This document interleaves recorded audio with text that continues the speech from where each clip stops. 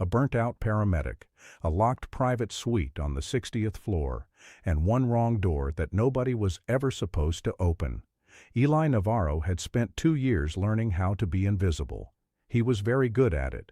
He did not know that the most powerful woman in the building had spent a great deal more money learning the exact same skill. When the two of them finally saw each other, really saw each other, neither one of them was wearing the face the world was allowed to see.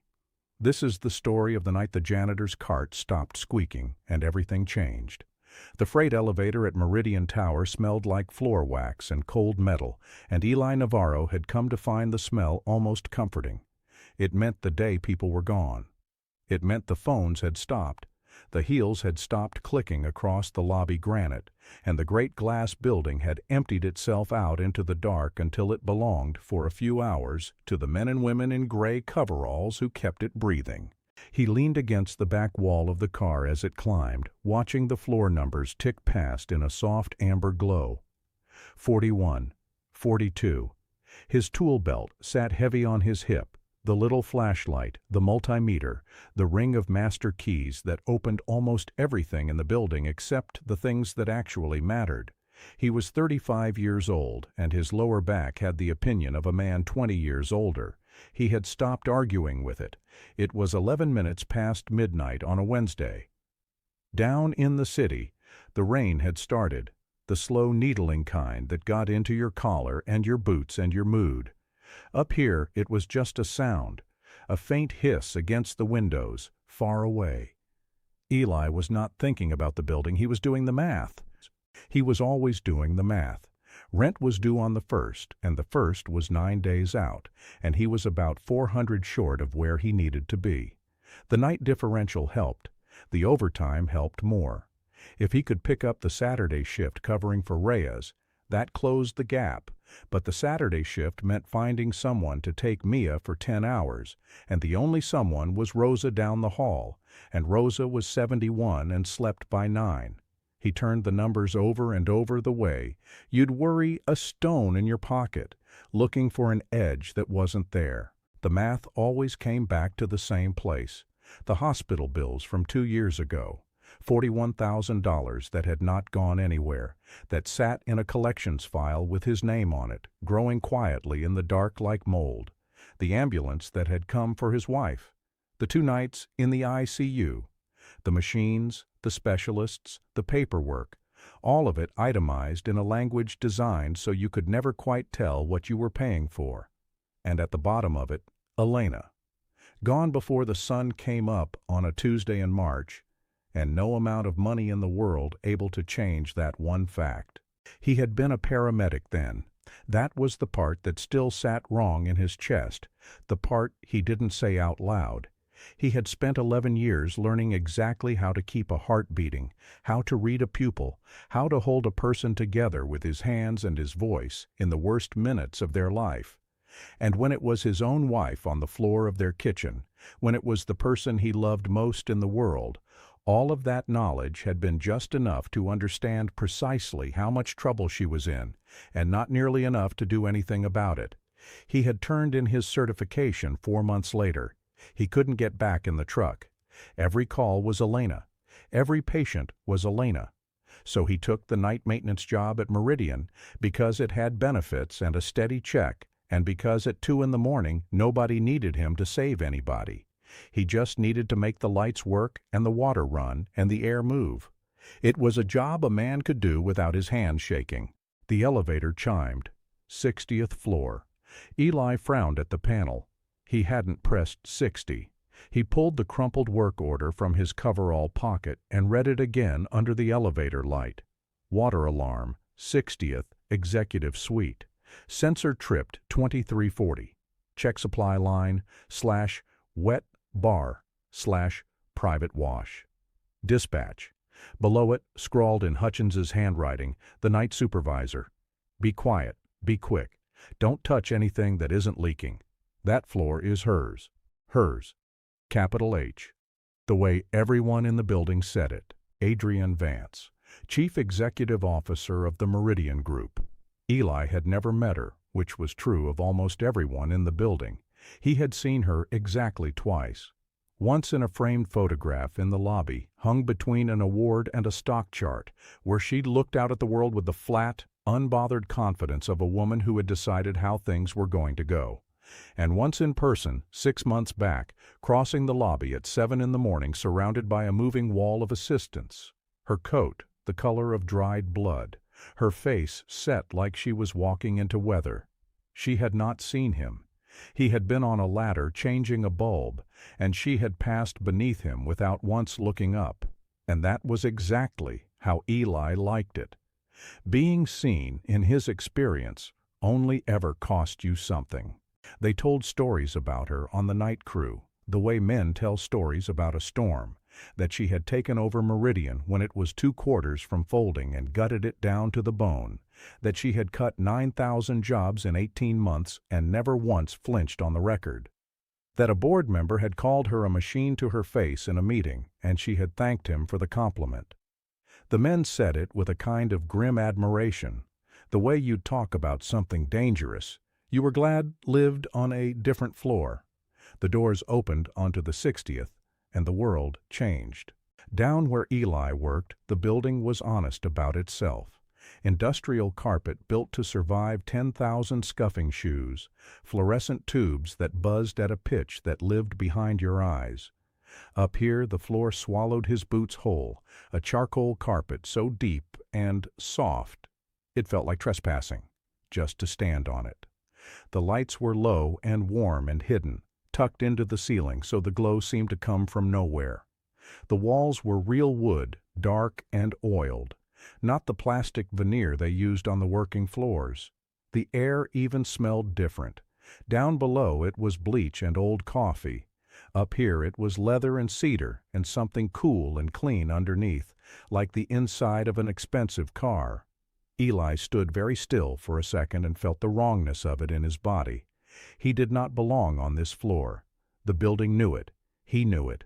He took a breath, found the source of his nerves, set it aside the way he used to set aside fear on a bad call, and got to work. The water alarm was real. He could hear it before he found it, the faint patient tick of a drip somewhere down the corridor. He followed the sound past the dark glass of the boardroom, past a reception desk the size of a small boat, to a discreet door near the end of the hall that opened into a private wash and wet bar tucked behind the executive suite. The supply line under the bar sink had a slow weep at the joint, the kind of thing that set off the floor sensor long before it became a flood. 20 minutes of work. Maybe 15. He knelt down, opened the cabinet, and got the wrench on the fitting, and that was when he heard it. A sound from the other side of the suite, the other door, the one that led into her actual office, the one that should have been empty and dark and locked at midnight on a Wednesday. A small sound, a breath, sharp and bitten off, the kind of sound a person makes when they don't think anyone is listening. Eli froze, the wrench still in his hand. Every instinct he had said the same thing. Back out. Leave the leak. Take the elevator down and write it up for the day crew and never mention you were here. That was the smart move, the invisible move, the move that kept the job and the check and the roof. He had gotten very good at the smart move. But there was another part of him, an older part, the part that had spent 11 years running toward sounds like that instead of away from them. Because that breath he'd just heard, that bitten-off gasp, he knew it. He had heard it 10,000 times in stairwells and bathrooms and the backs of ambulances. It was the sound of a person in pain who was trying very hard to make no sound at all. It was a sound that, in his old life, meant someone needed help and was too proud or too scared to ask for it. "Hello," he said, low into the dark. "Building maintenance. Everything okay in there?" Silence. Then, after too long, "I'm fine. The floor is closed. You can go." A woman's voice, tight, controlled, stretched thin over something it was working hard to hide. He knew that voice from the lobby. He knew it from the elevator announcements that played her name. It was her. He should have gone. He told himself afterward, many times, that he should have gone. Instead, he stood up, And because the connecting door was open a hand's width, because the warm light spilled through it onto the charcoal carpet, because 11 years don't wash out of a man no matter how hard he scrubs, he took one step and looked. Adrienne Vance was standing in the middle of her own office with her back half turned to him, and she was not the woman from the photograph. She had taken off her armor. The blazer was thrown over the arm of a chair. Her blouse hung open, slipped off one shoulder, and in the lamplight Eli could see the truth she had been carrying around under all of it.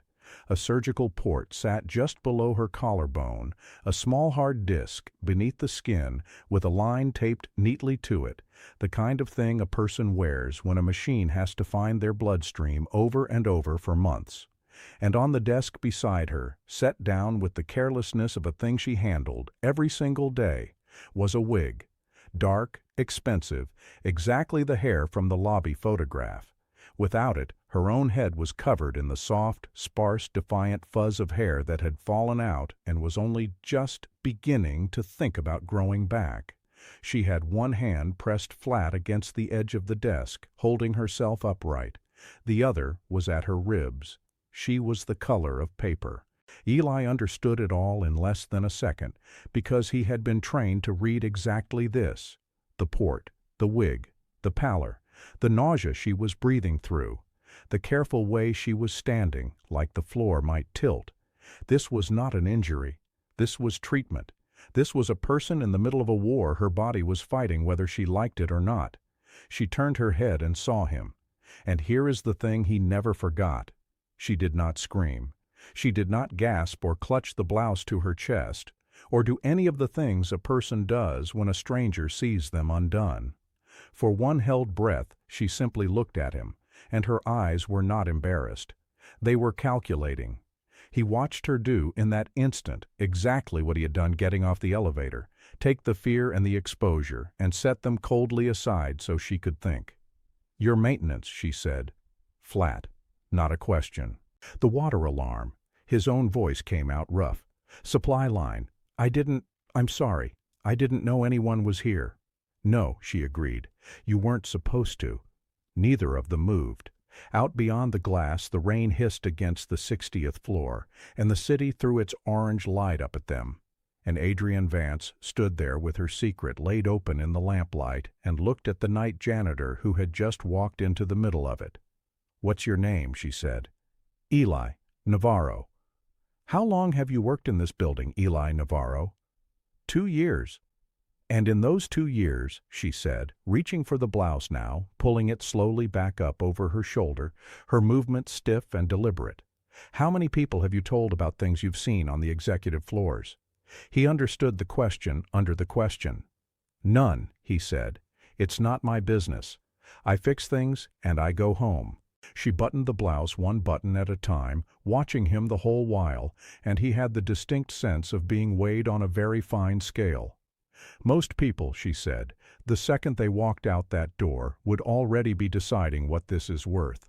There are publications that would pay a year of your salary for one photograph of what you're looking at right now. You understand that. The market doesn't run a company. Confidence runs a company, and confidence does not survive the words, 'The CEO is dying.'" She let the word sit there in the room to see what he'd do with it. "So, what is this worth to you?" And Eli, who had spent 2 years being invisible, who needed $400 by the first of the month and 41,000 he would never see, looked at the most powerful woman in the building and felt something he hadn't felt in a long time. Not opportunity. The opposite of it. "It's not worth anything," he said, "because I'm not going to do anything with it." He set the wrench gently on the bar. "You've got a slow leak under the sink. I'll fix it and write it up as a fixture replacement so nobody asks why I was on 60. And you should sit down before you fall down. You're about to.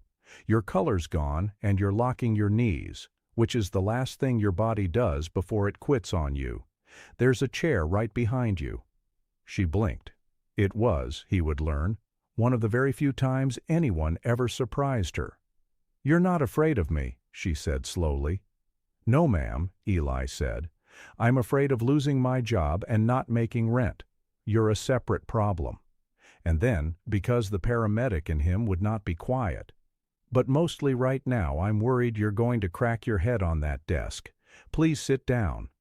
Adrienne Vance looked at him for a long moment, and then, to her own evident irritation, she sat down. He fixed the leak.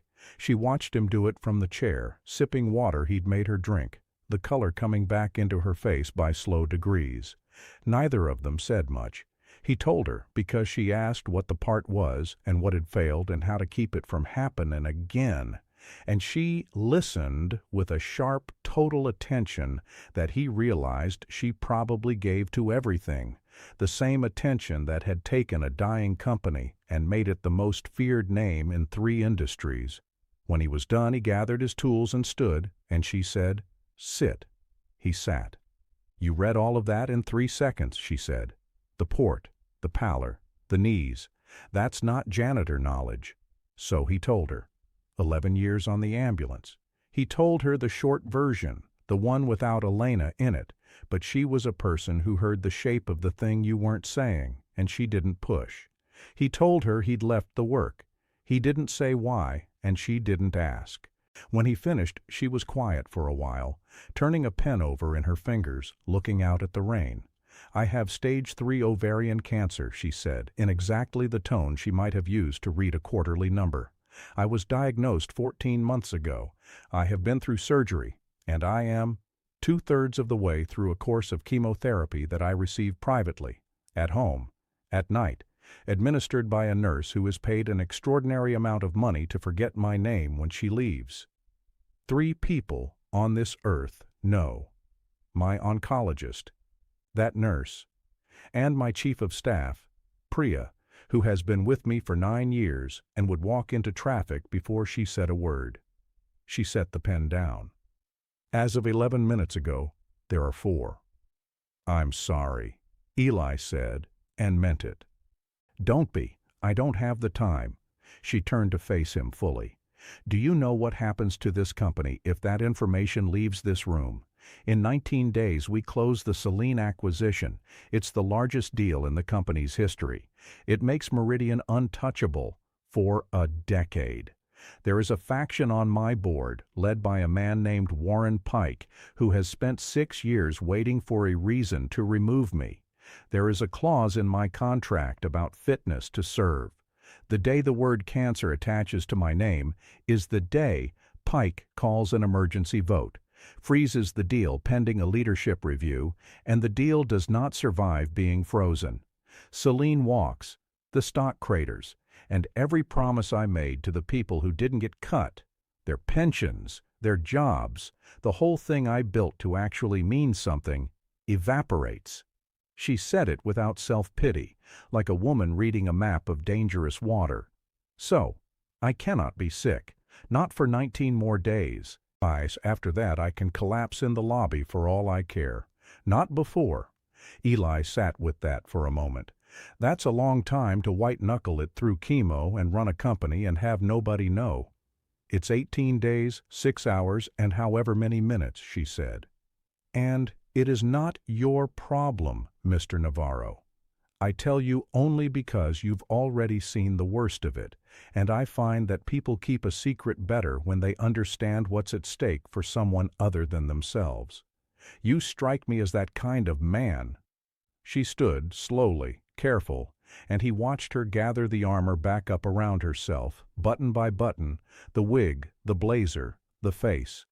Within 90 seconds, the woman from the photograph was standing in front of him again, complete, terrifying, and entirely fake. It was the most impressive thing he had ever watched a person do. "Go home, Eli," she said. "Make your rent. Forget the floor number." He went.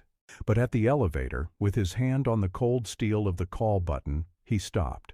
He thought about her standing in that office at midnight, alone, peeling a wig off a head she didn't recognize anymore, with no one in the world to bring her a glass of water. He thought about a war fought entirely in secret, with no one allowed to even know you were in it. He thought about Elena on the kitchen floor, and how the worst part, the part that still woke him at 4 in the morning, had not been losing her. It had been the 7 minutes before the ambulance came, when he had known exactly what was happening, and there had been no one there but him. The doors opened. He did not get in. He walked back down the soft charcoal carpet, to the suite, where she was already bent over her desk, back at work as if none of it had happened, and he stood in the doorway until she looked up. "That nurse," he said, "the one who's paid to forget your name. When does she come?" Adrienne narrowed her eyes. "Why?" "Because you've got a port that's red around the edges, which means it might be getting infected. And if it is, that's a fever and a hospital and your secret on a chart with your name on it. And because nobody should do the bad nights alone." He shrugged, uncomfortable with his own honesty. "I'm in this building every night anyway. I know how to read a line and a vital sign and a person who's about to go down. I'm already inside your secret. You can't untell me. So you might as well get some use out of me." It was, he realized as he said it, the first thing he had volunteered to do for another human being in 2 years. Adrienne Vance studied him across the desk for a long, long moment. "I don't accept charity," she said finally. "It's not charity," Eli said. "Pay me. God knows I need it." And something moved at the corner of her mouth that was not quite a smile but was in the same family. "Sit down, Mr. Navarro," she said. "Let's talk about what your silence and your steady hands are actually worth." The arrangement they built over the next week did not look like anything either of them would have predicted. On paper, Eli Navarro was promoted out of night maintenance into a position that did not exist until Priya Anand invented it in a single afternoon: Executive Operations Coordinator, reporting directly to the office of the CEO. It came with a real badge, a real salary that made Eli sit down hard in his kitchen chair when he saw the number, and a real desk on the 59th floor that he almost never used. The official story, fed carefully into the building's bloodstream, was that Ms. Vance had brought in a personal logistics aide to manage her brutal schedule through the acquisition. Nobody questioned it. People at the top got staff the way other people got coffee. The real job was this: Eli kept Adrienne Vance alive and upright and undiscovered for 18 more days. He learned her treatment calendar. He learned which nights were the bad nights, the ones 2 days after an infusion when the nausea came in like a tide and the bone-deep exhaustion made it an act of will just to stand. He learned to keep a kit in his desk that her oncologist had quietly approved, the anti-nausea tablets, the things that helped, the things to watch for. He learned to read her across a room, the way her left hand would drift to the desk's edge when the dizziness came, the gray that crept into her face an hour before she'd admit to anything. He learned that her port was, in fact, getting infected, and that he caught it 3 days before it would have put her in a hospital with a fever and a paper trail, and that this single thing, catching it early, probably saved the entire deal, and that she never thanked him for it, but afterward stopped pretending he was optional. And he learned her. This was the part he hadn't expected. He had walked in thinking she was the machine the night crew described, and the machine was real. He saw it operate, watched her end a man's career in a 4-minute phone call without raising her voice. But the machine was a thing she wore, the same way she wore the wig.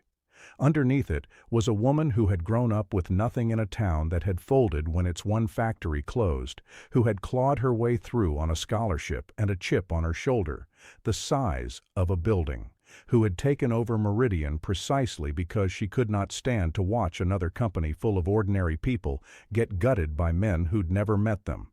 The 9,000 jobs she'd cut. She could tell you about them. Not the number, the people. She kept a list.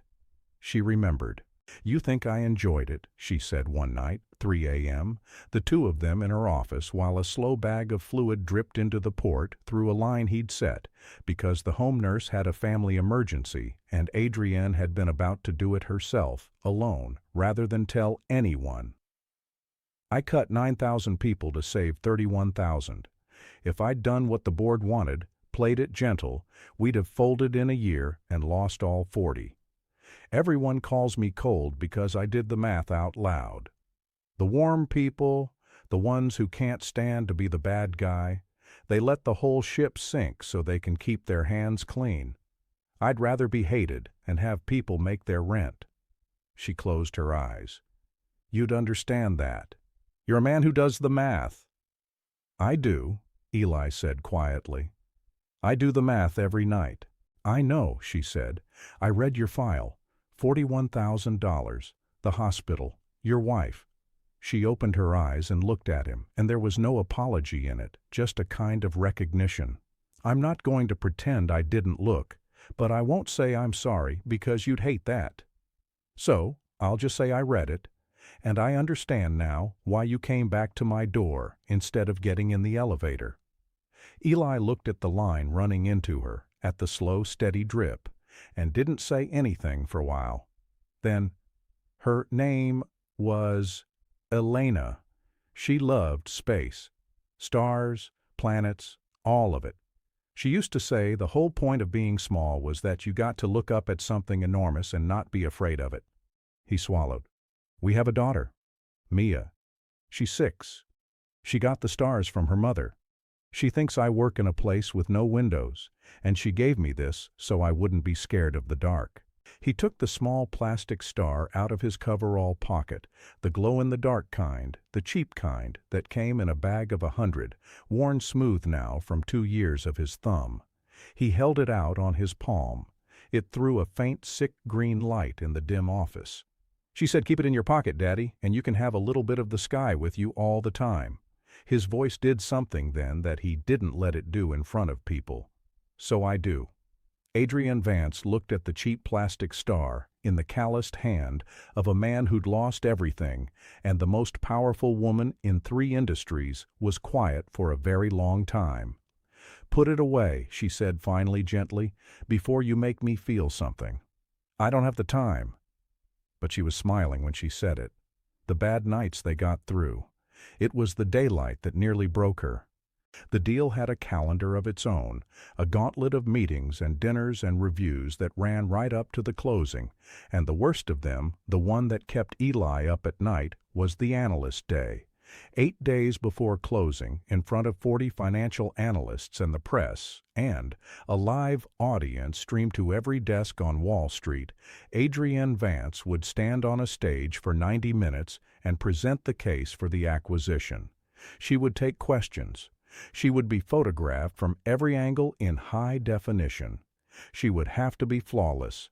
And it fell, by the cruelty of the calendar, exactly 2 days after her hardest infusion of the cycle. "Move the infusion," Eli said when he saw it. "Can't," she said. "Door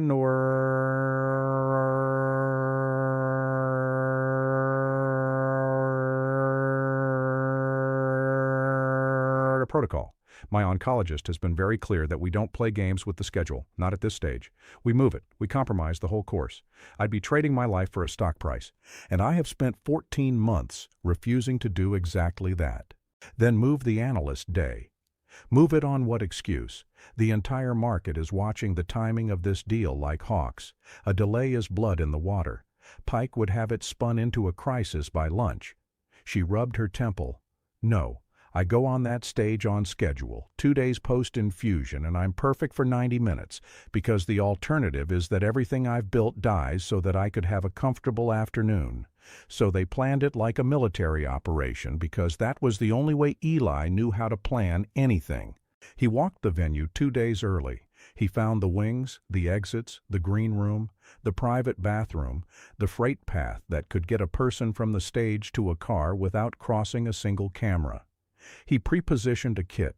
He worked out a code, a single phrase she could say into the microphone that meant, "Get me off this stage now and make it look like business." He arranged a car with a driver Priya trusted, idling in the loading dock the entire 90 minutes. He thought of everything, because thinking of everything was the only thing that quieted the part of him that remembered the 7 minutes on the kitchen floor. The morning of, she was the color of ash. The infusion 2 nights before had hit her like a truck. And Eli found her in the green room at dawn, gripping the edge of a folding table, breathing in slow, careful pulls, the wig and the suit and the face all in place, and underneath it, a woman barely able to stand. "You don't have to do this," he said quietly. "Yes, I do," she said. "Help me up." He got her into the chair. He checked her over with his hands and his eyes, the old training running smooth and quiet. Her pulse was high and thready. Her hands had the fine tremor of someone running on willpower and nothing else. The chemo had brought a numbness to her fingers and feet, neuropathy, which made the stage stairs a genuine danger. "Listen to me," he said, crouched in front of her, the way he used to crouch in front of frightened patients in the back of the truck. "I'm gonna be in the wings the whole time, stage left, where you can see me. You don't have to look strong for me, you understand? Everybody else out there, you wear the face.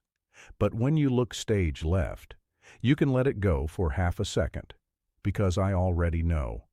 You don't have to spend any energy hiding from me. Save it for them." She looked at him. "Why are you good at this?" she said. It wasn't really a question. "Because once it mattered more than anything," he said, "and I couldn't be. So now I am. Look stage left. Say the phrase if you need it. I'll come." She went out onto the stage, and for 40 minutes she was magnificent. Eli stood in the wings and watched her do the impossible. She walked the audience through the acquisition with a clarity and a fire that had them leaning forward in their seats. She made jokes. She handled a hostile question about valuation by dismantling it so completely the man who'd asked it actually laughed. She moved across the stage like the floor belonged to her. Nobody in that room, not one of the 40 analysts, not the cameras, not the journalists hunting for weakness, had the faintest idea that the woman they were watching had a port under her blouse and poison in her veins and was holding herself upright through nothing but the refusal to fall. And then, at minute 43, during the Q&A, Eli saw it. Her left hand drifted to the podium's edge. Her weight shifted. The color went out of her face between one sentence and the next, the gray flooding in, and her right hand, the one holding the clicker, developed the smallest tremor. To the room, she was simply pausing to consider a question. To Eli, watching from the wings with 2 years of dread and 11 years of training, she was 40 seconds from going down on a live stage in front of the entire financial world. She turned her head just slightly toward stage left. Her eyes found his, and for half a second, exactly as he'd promised, she let the face slip. He saw the terror in it, the bone-deep "I am about to fall and I cannot fall," and then he was already moving. He didn't run. Running would have been a story. He walked out onto the stage with the brisk, unbothered stride of a logistics aide who has urgent business and no doubt about his right to be there, a tablet in his hand, his expression carrying the faint apology of a man interrupting something important for something more important. "Ms. Vance, I'm sorry," he said, his voice pitched to Carrie, smooth and certain, stepping in close to her left side so his body became a wall between her and the room, and his hand found her elbow and took a quarter of her weight without anyone seeing it. "Celine's team just moved the signing call up. They need you for 10 minutes. Legal says it can't wait." He turned to the audience with an easy, rueful smile. "Folks, the deal you're all here about is apparently trying to close itself early. Ms. Vance is going to step out for a few minutes and we'll resume the Q&A shortly. The price of being in demand." A ripple of laughter.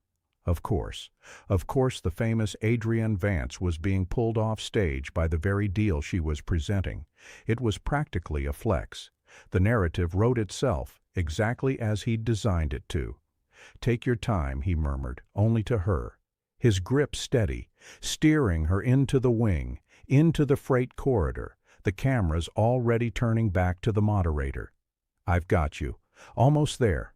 The bathroom's 10 steps. I've got you." They made it through the door before her legs went. He caught her the way he'd caught 100 people, controlled. His knee braced, lowering her down rather than letting her drop, and she folded against him, all the strength finally gone, her face pressed into the shoulder of his cheap suit so the sound of what she was doing wouldn't carry. She was crying, not from sadness, from the sheer animal exhaustion of having held it for 43 minutes, of having been perfect while her body screamed, of having had nowhere to put any of it until exactly now. Eli sat down on the cold tile of that private bathroom and held her up and didn't say a single useless word. He'd learned long ago that there was nothing to say. There was only being there, so that she wasn't doing it alone. "I almost went down," she breathed when she could. "Out there, in front of all of them. I felt it start." "I know," he said. "I saw. That's why I came. You didn't go down. You did 43 minutes flawless, and then you stepped off to take an important call, and that's the whole story. And that's all anyone will ever know." He got the water into her hands, the tablet from his pocket. "You were incredible out there. I mean it. I've watched people do brave things for a living, and I have never seen anything braver than the last 43 minutes. She drank the water with shaking hands and leaned her head back against the tile and closed her eyes, and for a moment, just a moment, she let herself be a person who was sick and tired and frightened, because there was finally one room in the world where she was allowed to be. "You saw me drowning," she said softly, "and you walked out on a live stage in a cheap suit and pulled me out without anyone seeing the water." "That's the job," Eli said. "No," she said, opening her eyes, looking at him. "That stopped being the job a while ago. We both know it." She was quiet. "I don't have people, Eli. I made sure of it. People are leverage. People are how they get to you. I built a life with no one in it on purpose, and it worked. It made me untouchable, right up until I got sick and realized that untouchable and completely alone are the same word." Her voice was very steady, which was how he knew how much it cost. And then a janitor walked through the wrong door. They finished the analyst day. She went back out 12 minutes later, repaired, magnificent again, took another 20 minutes of questions, and walked off to applause. The coverage the next morning was the best of her career. Vance commands the room. Celine Deal looks unstoppable. Not one word about a janitor or a port, or the 40 seconds when the most powerful woman in 3 industries had nearly fallen down in front of the world and a man in a cheap suit had walked out and held the sky up for her. Eli brought Mia to the office once. He hadn't meant to. Rosa had a doctor's appointment. The backup babysitter canceled. It was a Saturday, and the deal didn't care about Saturdays, and so he'd done the thing single parents do, which is bring the kid and pray. He set her up in the empty conference room next to his desk with a coloring book and the strict instruction to stay put, and he should have known better, because Mia Navarro had inherited her mother's curiosity along with her love of the stars, and curiosity does not stay put. He found her 20 minutes later in the CEO's office. He found her sitting on the floor in front of Adrienne Vance's $2,000 chair, and Adrienne Vance sitting on the floor next to her, the both of them looking up at the ceiling, where Mia had stuck, in a wandering, hopeful line across the most expensive office in the building, a trail of cheap glow-in-the-dark stars. "And that one's the dog star," Mia was explaining with total authority. "It's the brightest one. My mom told me. She's in the sky now, so I look for her, but I don't know which one she is yet, so I just say hi to all of them to be safe." "That's very efficient," Adrienne said gravely, "covering all the possibilities. I'd have done the same." "Are you Daddy's boss?" "I'm everyone's boss," Adrienne said. "It's exhausting." "You don't have any hair," Mia observed with the brutal kind directness of a 6-year-old. Eli's heart stopped in the doorway. "No," Adrienne said simply. "I'm sick, and the medicine that's making me better also made my hair fall out. It'll come back." "My mom's medicine didn't make her better," Mia said, matter of fact, the way kids say the enormous things. But it's okay. She's a star now. Are you going to be a star? And Eli watched the most feared woman in 3 industries who could end a career in 4 minutes and never flinch. Look at his 6-year-old daughter and find, for one of the very few times in her life, that she had absolutely nothing to say. "I'm going to try very hard not to be," Adrian said finally quietly. "I have a lot left to do." "Good," said Mia and patted her on the hand and went back to her stars. Eli stepped in then, apologizing, gathering up his daughter, mortified, but Adrienne stopped him with a look.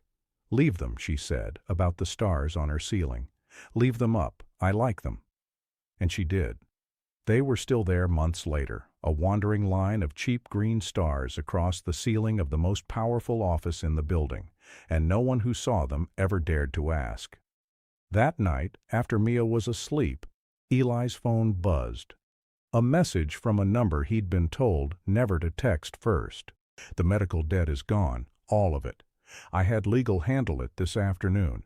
Before you argue with me, it is not charity and it is not payment for your silence. Your wife died in a system I have spent my whole life learning to navigate, and she didn't have anyone to navigate it for her. Your daughter put stars on my ceiling and told me her mother is one of them. Let me do this one thing. Don't make it a whole conversation. AV." Eli sat in the dark of his small kitchen at the table where his wife had died and read the message 4 times and put his face in his hands, and for the first time in 2 years, the weight he had carried every single night, the math that never came out right, the $41,000 growing in the dark like mold, was simply gone. He typed back one word: "Thank you." The reply came a minute later: "Don't. I told you. Now go to sleep. We close in 6 days, and I need you sharp. AV." He almost didn't send the next part. He sent it anyway. The stars glow in the dark. When you have a bad night and you're alone in that office, turn off the lamp for a minute. They'll be there, a little bit of the sky. She didn't reply, but Priya told him weeks later that the cleaning crew had been quietly instructed never, under any circumstances, to remove the stickers from the CEO's ceiling, and that more than once, working late, Priya had passed the office and found it dark, the lamp off, and Adrienne Vance sitting alone in the green glow of a child's cheap plastic stars, just looking up. It was Warren Pike who nearly burned it all down 3 days before closing. Eli never knew exactly how the man got the first thread of it. Maybe it was the analyst day, some camera operator who'd caught a frame of the gray in her face. Maybe it was the home nurse or a pharmacy record, or simply the patient animal instinct of a man who'd spent 6 years smelling for blood. But on a Tuesday afternoon, with the deal 3 days from done, Priya came into Eli's office white-faced and shut the door. "Pike's called an emergency session of the board," she said. "Tomorrow morning, closed. He circulated a memo to the directors. It says he has, quote, credible concerns regarding the CEO's fitness to serve and intends to move for an immediate independent medical review and a suspension of the closing pending its outcome." She was shaking. "He hired someone, Eli. A private investigator. He has photographs. The home nurse's car outside her building, 3 nights a week. The medical waste pickup. He doesn't have a diagnosis, but he has enough to demand the review. And the review is the end. The review takes weeks.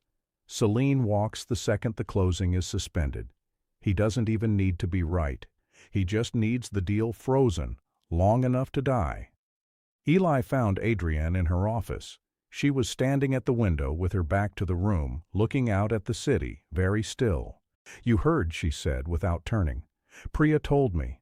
6 years, she said quietly. 6 years he's waited, and he found his moment in the one place I couldn't armor. Not a bad number, not a failed quarter, my body. The one thing I couldn't outwork or outthink. She laughed, low, and without any humor in it. "He's going to take everything from 31,000 people because I had the poor judgment to get cancer at the wrong time. And the worst part, Eli, is that within the rules of the game he's playing it well. A sick CEO is a legitimate risk. He's not even wrong. He's just cruel. So you fight it, Eli said. You deny it. You— With what? She turned now, and he saw she was past fear and into something colder and clearer. I've spent 14 months building a wall of plausible deniability, and it was a good wall. It held until today. But the second a doctor he picks puts his hands on me, the wall is gone. I can lie to a room. I can't lie to a blood test. There's no version of the meeting tomorrow where I bluff Warren Pike out of a medical review, because the medical review would find exactly what he thinks it would find. She sat down, slowly, the exhaustion catching up. He has me, Eli. For the first time in 6 years, he actually has me. Eli stood in the middle of her office under the wandering line of his daughter's glow stars and felt something he recognized from 100 bad calls, the moment when the obvious play has failed and there's nothing left but the one nobody wants to make. Then don't let him have it, he said. Take it away from him. She looked up. He's got one weapon, Eli said. The secret. The whole thing only works because it's a secret, because you're hiding, because the word cancer is a bomb he gets to drop when it does the most damage. That's the only power he has. He owns the moment you get found out. He crouched in front of her, the way he always did, eye to eye. So get found out first, on your own terms, before his meeting. You stand up in front of that board tomorrow, before he can say a word, and you tell them yourself. You take his bomb, and you set it off in your own hand, pointed the way you want it pointed. That's insane, she said. That's exactly what he wants. That confirms everything. No, Eli said. There's a difference, and you know there's a difference because you've spent your whole career on the right side of it. There's the version where the secret gets dragged out of you, where you're caught, where you're a dying woman who lied to her board and got exposed by a brave whistleblower. Pike's version. And there's the version where Adrienne Vance, on the eve of the biggest deal in company history, stands up and says, I have been fighting cancer for 14 months. I told no one because I would not let my health endanger this company or these jobs. I ran this deal flawlessly while undergoing chemotherapy. I have an oncologist's letter stating I am fit to serve, and the man trying to use my illness to seize control 3 days before closing is putting his ambition ahead of 31,000 jobs. Eli's voice was steady and certain, the voice from the stage, the voice that walked into rooms it didn't belong in and made them belong to him. One of those is a scandal. The other one is a legend, same facts, completely different story. And you, of all people, know that the market doesn't run on facts. It runs on the story. You told me that the first night. Adrienne Vance stared at him. You'd be the bravest CEO in America by lunch, Eli said quietly. Instead of the one who got caught. He's counting on your shame, on you hiding, on the secret doing his work for him. So don't be ashamed. Don't hide. There's nothing shameful about it anyway. You got sick, and you didn't let it cost a single other person their job. That's not a weakness to be exposed. That's the most impressive thing you've ever done, and I've watched you do impressive things every single day for 2 weeks. He paused. Stop letting him decide it's a secret.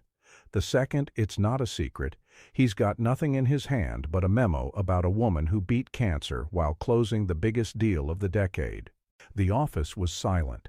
The rain had come back, hissing against the 60th floor. Up on the ceiling, in the gray afternoon light, the cheap plastic stars waited for the dark. Get me Priya, Adrienne said finally. Her voice had changed. The exhaustion was still there, but underneath it something had come back online. The engine, the thing that had taken a dying company and made it untouchable. And get me my oncologist on the phone. I need a letter by tonight. And Eli. She stood, and for a moment the woman from the photograph and the woman from the green room were the same person, finally, fully, both at once. You're going to be in that room tomorrow. It's a board meeting. I'm a logistics aide. You're the only person on this earth who's seen all of it and is still standing in my office instead of selling the photographs, she said. I want you in the room, stage left, where I can see you. The boardroom on the morning of the vote was a long slab of glass and gray light, 12 directors around a table built to make ordinary men feel like senators. Warren Pike sat at the far end with the calm of a man who has already won, a slim folder in front of him, the photographs inside, waiting for the moment to open it and end a 6-year war. Adrienne Vance walked in 2 minutes before the hour. She did not look sick. She had decided not to, and so she wasn't. She took her place at the head of the table, set down a single sheet of paper, and before Pike could so much as clear his throat, she spoke. Before we begin, she said, her voice carrying down the length of the glass, calm and clear and absolutely in command. I'm going to save Warren some time, because I understand he's prepared remarks, and I'd hate for him to have done all that work for nothing. Pike's hand stopped on his folder. 14 months ago, Adrienne said, looking every director in the eye, one by one, around the table, I was diagnosed with cancer, stage 3. I have undergone surgery, and I am in the final weeks of a course of chemotherapy. I told no one on this board, and I want to be very clear about why. Not out of shame. There is no shame in it. I told no one because I made a decision that my private war would not be allowed to threaten this company, these 31,000 jobs, or this deal. So I fought it in secret, at night, and I ran this company in daylight, and I did not miss a single day, a single meeting, or a single number. I closed the gap on Celine while receiving chemotherapy. I delivered the best analyst day of my career 2 days after my hardest treatment of the cycle. The room had gone perfectly, breathlessly still. She slid the single sheet of paper into the middle of the table.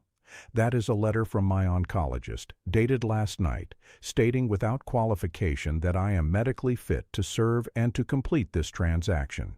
You're welcome to read it.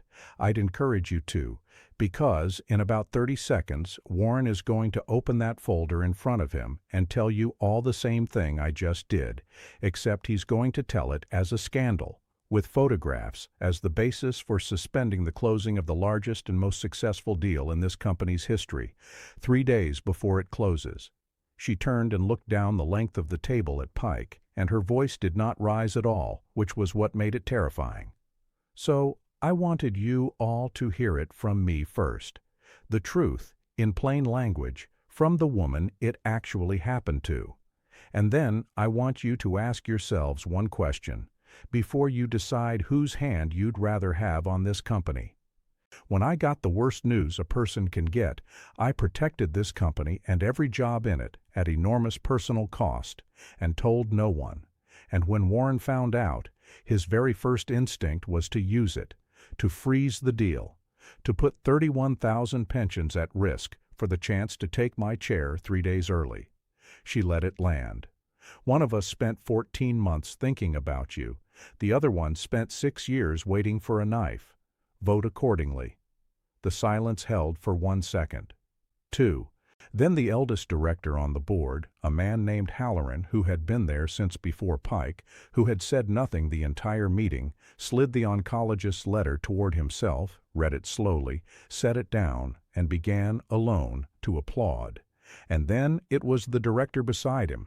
And then it was most of the table, a low rolling sound, gathering, and Warren Pike sat at the far end of the glass with his folder of photographs that meant nothing now, that had been disarmed in his hand exactly the way Eli said they would be. His great moment turned to ash in front of him, his 6-year war lost in 90 seconds to a woman who had simply refused to be ashamed. In the corner of the room, against the glass, where she could see him, Eli Navarro stood very still and let the face slip just for half a second, just for her, so she would know. The motion to suspend the closing was never made. Pike never opened the folder. 3 days later, the Celine acquisition closed, the largest deal in the company's history, and the coverage was not about a sick CEO who got caught. It was about a leader who had run a multi-billion-dollar acquisition while quietly fighting cancer and told no one rather than spook the markets. The iron will of Adrienne Vance. It was the best press of her life. Warren Pike resigned from the board within the month. Some wars you don't lose. You just become the wrong story to be on the other side of. The chemotherapy ended 11 weeks later. Eli was there for the last one, in the quiet private room, with Priya, the three of them and the nurse, and when the last bag ran dry there was no applause, no speech, just a long exhale, and Adrienne Vance closing her eyes and letting the silence be the most beautiful thing in the world. For a while. The scans, when they came, used a word she made the oncologist repeat twice to be sure. Remission. No promises past it. There never are. But a chance. A real one. The thing she'd been fighting 14 months in the dark to earn. Eli did not go back to night maintenance. The role Priya had invented for him became a real one, and then a bigger one. It turned out the things that made a good paramedic. Reading a room, staying calm when everyone else was losing it, doing the math nobody wanted to do, walking toward the sound instead of away, made an even better executive operations chief. He had a real desk now, and used it, and a salary that meant Mia would go to whatever college caught her eye, and the math at his kitchen table came out right every single month, with room to spare. He still hated the corporate world, the same way Adrienne still hated it, and they argued about it constantly, and the arguing was, he eventually admitted to himself, one of the better parts of his life. He never quite knew what to call the thing between them. It wasn't the thing the night crew would have whispered about, or not only that. It was deeper and stranger and harder to name. She had walked into the worst minutes of his grief and given him back the one thing he'd lost when Elena died on the kitchen floor, the thing he'd turned in his certification to avoid ever feeling again, the knowledge that being there, being present, mattering to one single person on a bad night, was worth more than all the safety in the world. And he had walked through the wrong door into the loneliest war a person can fight and refused to let her fight it alone. On a Friday in spring, almost a year after the night of the water alarm, Eli drove Mia home from school in a sensible sedan with the windows down. She was 7 now, chattering about a science fair project on the constellations, on which stars you could and couldn't see from the city, on the difference between a star and a planet, which she explained to him at length and with great patience as though he were the 7-year-old. His phone buzzed in the cup holder. A message. From a number he was now allowed to text first. Hair's coming back. It's curly. I had straight hair my entire life. 46 years old and my own head betrays me. Take Mia to that observatory she won't stop talking about. Put it on the corporate card. Tell her the dog star is called Sirius, and it's a binary system. 2 stars, not 1. She'll like that there are 2. A V. Then a second message, a beat later. And tell her I found mine. Which one? In the sky. I'll show her sometime. A V. Eli read it twice and let out a short, real laugh, the kind that used to feel impossible, and tossed the phone back in the cup holder. "Who's that?" Mia asked. "My boss," Eli said. "She wants to take you to the observatory, and she says the dog star is actually 2 stars." 2? Mia's whole face lit up like a kid who'd just been handed the universe. "There's 2? Why didn't anyone tell me there's 2? "I don't know, baby," Eli said, turning onto their street, the spring light coming gold through the windshield, the math all coming out right, the dark not quite so dark anymore. "I think some of the best things you just have to walk through the right door to find out." He turned up the radio. The city went by. And somewhere on the 60th floor of a glass tower across town, in an office that ran a company that frightened 3 industries, a line of cheap plastic stars waited patiently on the ceiling for the dark, for the lamp to click off, for a woman who used to have no one to look up and not be afraid of something enormous. Sometimes the ghost in the machine walks through the wrong door, and sometimes that's the door that saves you both. If Eli and Adrienne's story moved you, if you believe that the people the world overlooks are sometimes the only ones who really see us, do me a favor. Hit that like button so more people find this story. Subscribe to the channel because we tell these grounded human stories every single week. The ones about quiet courage and unlikely connection and the moments that change a life forever. And tell me in the comments, if you'd walked through that door on the 60th floor and seen what Eli saw, would you have gotten in the elevator and stayed invisible? Or would you have walked back to her door? Let me know below. I read every single one.